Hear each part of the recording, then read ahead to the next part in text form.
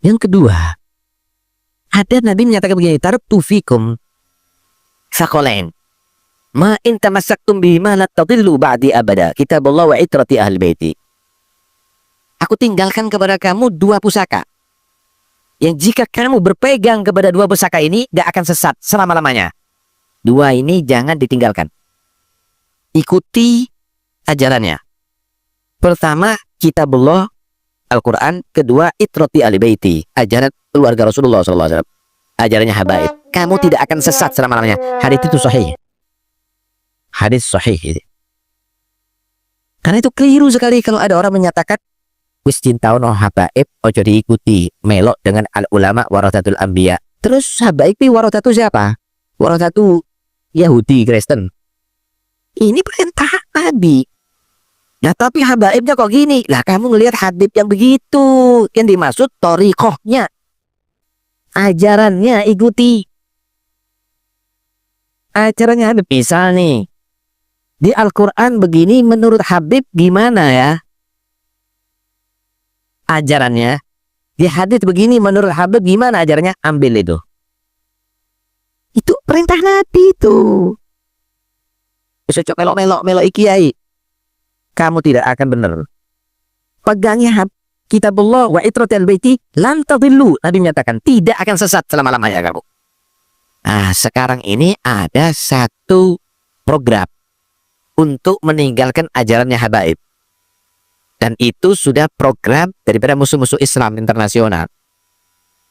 Meninggalkan Quran nggak mungkin kalau mereka bersuara jangan ikuti Al-Quran. Tapi sekarang dimunculkan tinggalkan ajarannya habaib.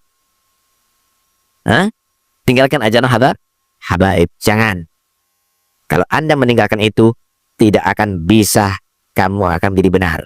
Kata Nabi, walan yatafarraqah. Quran dan itrah habaib ini tidak akan berpisah, tetap akan mengawal kaum muslimin hatta yarida alaihal haud. Assalamualaikum warahmatullahi wabarakatuh. Selamat pagi menjelang siang, salam rahayu. Pak Taufik, tentu kalian kemarin melihat ya, Pak Taufik berbicara soal orang yang menelisik nasabnya Pak Alwi itu dianggap sebagai musuhnya orang Islam.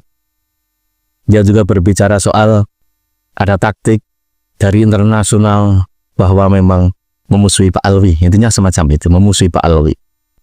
Ini kepedean, begitu, kepedean. Di luar negeri Pak Alwi itu gak dikenal. Tidak dikenal dan tidak terkenal. Kalaupun ada, justru dari sisi keilmuan sains, Pak Alwi itu bagian dari Yahudi Askenazi. Yang ada tuh Israel itu Yahudi Askenazi. Orang-orang yang merampas Palestina itu orang-orang Yahudi Askenazi. Yahudi Askenazi itu bukan orang Yahudi asli. Orang yang hanya memang nebeng namanya Yahudi, tetapi dia bukan Yahudi asli. Kenapa ya gitu loh? Kalau kita lihat ceramahnya saat itu mirip apa ya, doktrin. Isinya tuh doktrin semua itu. Lalu dia tidak menyadari, tetapi itu doktrin. Kan aneh. Saya ini misalkan anaknya Pak Joko. Orang tahu anaknya Pak Joko. Lalu saya selalu berceramah mengatakan kewajiban orang itu untuk menghormati putranya Pak Joko. Setelah saya ini anaknya Pak Joko. Ngarep gak itu? Ngarep.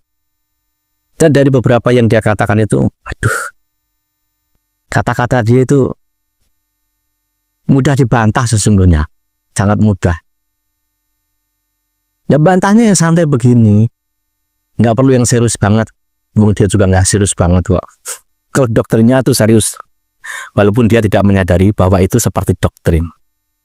Ya gimana lagi gitu loh. Pembelajaran mereka itu seperti itu. Dan dia berkata, menghormati Muhyiddin. Agar Muhyiddin lebih hormat kepada kita. Itu ngarep. Itu tadi. Doktrin. Apalagi dia berkata soal internasional. Apa lagi ini? Musuhnya Islam. Justru orang-orang Yahudi Askenazi itu pamannya justru orang Islam. Pak Alwi itu dalam sisi sains jelas orang Yahudi Askenazi. Sama plat G. Lah kok ini aneh. Orang-orang yang menelisik Pak Alwi seakan-akan musuhnya orang Islam. Sedangkan di dunia ini plat G itu namanya orang Islam. Yaitu tadi Mamsak Palestina itu siapa?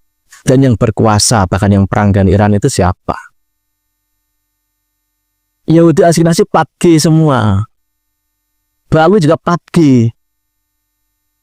Enggak kebalik.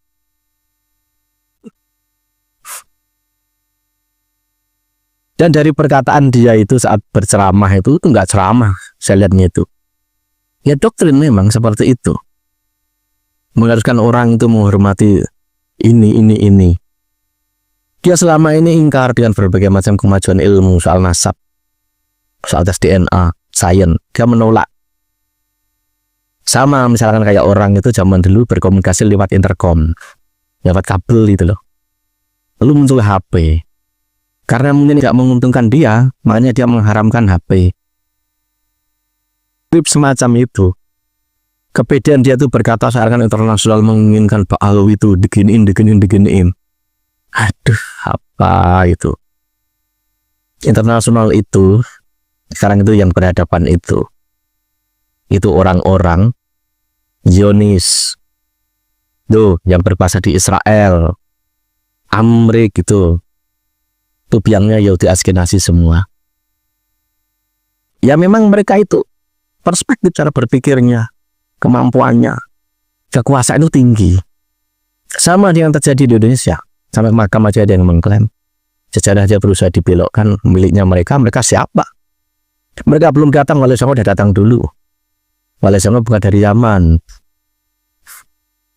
Dan yang paling masih laku di hadapan mukibinnya itu saat meneru PKI, partai yang berkuasa di zaman selatan itu komunis kok, sosial komunis. Kan udah ketahuan kan, jelas kan. Jadi pengakuan salah satu tokoh di TV ada itu bendera PKI dari mana? Akhirnya apa, ngaku buat sendiri. Nah kalau lucu, buat sendiri bendera PKI, dibakar sendiri, lalu difitnahkan ke orang lain. Padahal jelas atribut PKI sudah terlarang. Iya kan? Dari berbagai macam sisi seperti sejarah, klaim makam-makam leluhur itu sudah jelas. Ya wataknya memang plat G, memang mungkin itu. Maunya tuh tinggi. Pokoknya majikan lah. Tuh. Makanya kalau Prabowo berbicara, ada tamu yang lama, ratusan tahun di Indonesia, tidak sadar diri. Itu apa?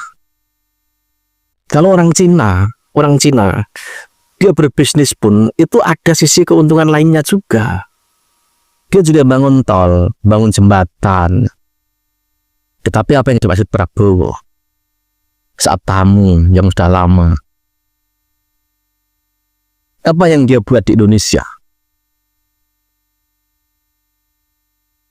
Nggak ada toh. Hanya pengen jadi majikan. Karena yang dia katakan itu ya sebatas doktrin sesungguhnya. Entah sadar entah tidak.